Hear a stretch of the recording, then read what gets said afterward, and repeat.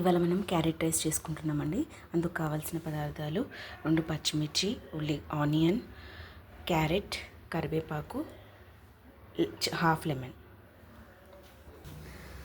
Pan పెట్టుకుని అందులో oil వేసుకొని జీలకర్ర ఆవాలు వేసానండి. ఆనియన్ పచ్చిమిర్చి కూడా వేసుకోవాలి. అల్లం వెల్లుల్లి పేస్ట్, కొంచెం పసుపు వేసుకున్నానండి. ఇప్పుడు మంచిగా కలుపుకోవాలి. కరివేపాకు వేసుకున్నానండి. క్యారెట్ కూడా వేసుకోవాలి. సో ఇది మంచిగా వేగాలంటే కొంచెం సాల్ట్ వేసుకున్నాం.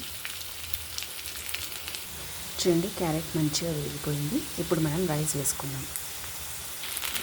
రైస్ వేసుకున్నామండి. ఇప్పుడు పైనుంచి సాల్ట్, ధనియా powder, all mix masala powder, ఇంకా లెమన్ పిండేసుకున్నాం పైనుంచి.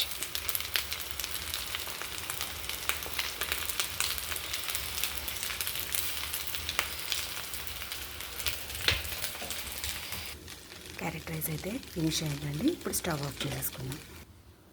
Tasty tasty carrot rice ready అండి. పిల్లల లంచ్ బాక్స్లోకి చాలా బాగుంటుంది. Please like, share and subscribe అండి. ప్లీజ్ అండి.